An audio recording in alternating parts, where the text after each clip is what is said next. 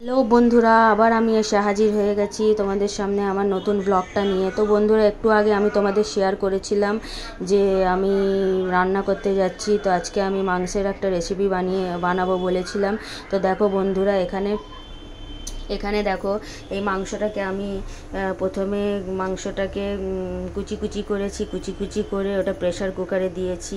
Pressure কুকারে দিয়ে ওতে একটু ছোলার ডাল, শুকনো লঙ্কা এসব দিয়ে ওটাকে জল দিয়ে হলুদ নুন দিয়ে ভালো করে ওটাকে প্রেসার কুকারে দিয়ে ওটাকে বয়েল করে নিয়েছি। বয়েল করে ওটাকে পেস্ট করে নিয়েছি।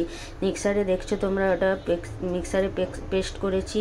তো এবার এটা একদম তৈরি আছে। এবার এটাতে কিছু করার নেই এটাতে এবার আমি এরকম করে দেখো, এগুলো আমি বানিয়ে রেখেছি। এটাতে একটুখানি এখানে দেখো পেঁয়াজ কুচি করে রেখেছি। পেঁয়াজ কুচি করে এতে পাতি লেবু, কাঁচা লঙ্কা ছিল না, তোমরা কাঁচা লঙ্কা দিয়ে পেঁয়াজের একটা স্যালাড মতো তৈরি করে এর মাঝখানে তোমরা এতে পুর দিতে পারো। আর যারা এরকম খেতে পছন্দ করো তারাও করতে পারো। দেখো এইভাবে আমি পুরটা দিচ্ছি। পুরটা দিয়ে এইভাবে আমি গোল গোল করে পুরটা দিয়ে এবার এটাকে আমি তৈরি করে নেব। যেরকম পিঠে যেরকম হয় ওই রকমের পুরটা দিয়ে ভালো করে এরকম করে ঢুকিয়ে দেখো এইভাবে আমি এটাকে করে নিচ্ছি। ঠিক আছে, পুরটার মধ্যে এইভাবে আমি এটাকে ঢুকিয়ে এরকম ফোল্ড করে নিচ্ছি। ফোল্ড করে এবার এটাকে আমি এইভাবে গোল গোল করে নিচ্ছি। দেখো, ঠিক আছে, এইভাবে গোল গোল করে নিচ্ছি। তো এতে বন্ধুরা আবার আমি তোমাকে বলেছি, এটা যখন তোমরা প্রেসার কুকারে বয়েলে চড়াবে তখন মাংসটাকে একটু কুচি কুচি করে কেটে মাংসটাতে হলুদ নুন, শুকনো লঙ্কা, একটু আদা রসুনের পেস্ট বা কাটাও দিতে পারো, আদা রসুনের পেস্ট, গোলমরিচ, তারপর এসব দিয়ে ভালো করে জল দিয়ে পরিমাণ মতো জল দিয়ে এটাকে বয়েল, আর একটা ডিম এখন না, এটাকে পরিমাণ মতো মানে প্রেসার কুকারে দিয়ে দেবে। তারপর এটা যখন বয়েল হয়ে যাবে এটাকে এইভাবে পেস্ট করে নেবে, মিক্সারে পেস্ট করে নেবে। পেস্ট করার পরে একটু গোলমরিচের পাউডার, শুধু গোলমরিচের পাউডার দিয়ে দেবে। দিয়ে এইভাবে ভালো করে, আর গোলমরিচের পাউডার আর ডিম দিয়ে দেবে। তারপর এখানে এই স্যালাড মতো বানিয়ে এর মধ্যে পুর দিয়ে দেবে। তারপর দেখছো বন্ধুরা, এখানে আমি তেল গরমে চড়িয়েছি। এটা একটা একটা করে আমি ভাজবো, বাকিটা আমি করব তোমাদের জাস্ট দেখানোর জন্যে। এটা আমি একটা একটা করে এরকমভাবে তেলে ছেড়ে দেবো। এটা হচ্ছে গোলা কাবাব, একে গোলা কাবাব বলে। এটা আমাদের অনেক ফেভারিট, ঠিক আছে, আমরা অনেক এটা পছন্দ করি। এটাকে গোলা কাবাব বলে।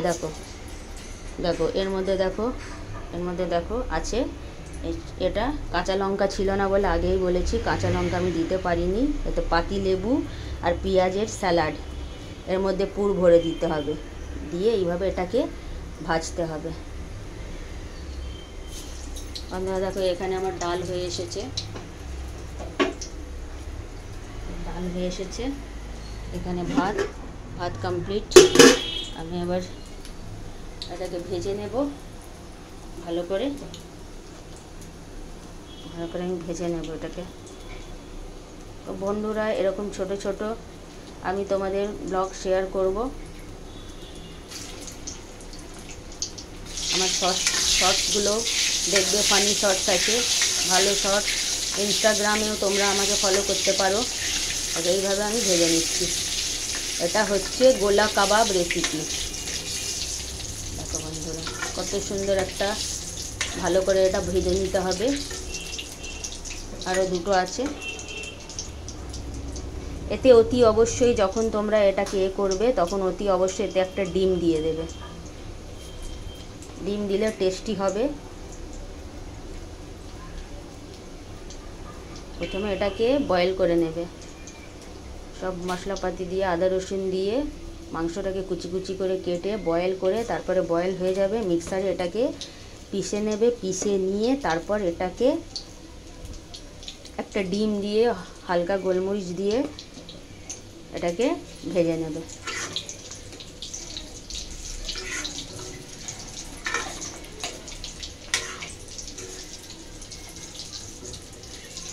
এর আগে আমি তোমাকে দেখাবো কিভাবে প্রেসার কুকারে আমি এটাকে করেছিলাম, ওটা আমি তোমাদের আজকে দেখাইনি। তো বন্ধুরা, ওটা আমি পরের ভিডিওতে তোমাকে গোলা কাবাবের পুরো রেসিপিটা তোমাদের দেখাবো। তো ওকে বন্ধুরা, এখন আমার ব্লগটা এখানেই আমি শেষ করছি। আমার দেখো আস্তে আস্তে ভাজবে, আমি আঁচটাকে একটু জোর করে দিই।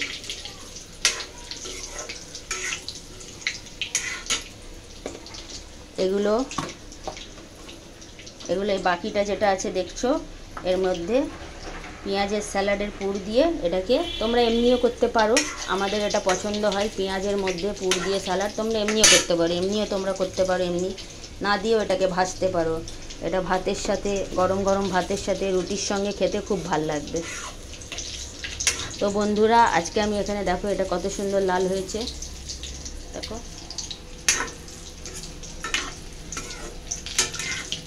দেখো মনে হচ্ছে পুরো রসগোল্লা।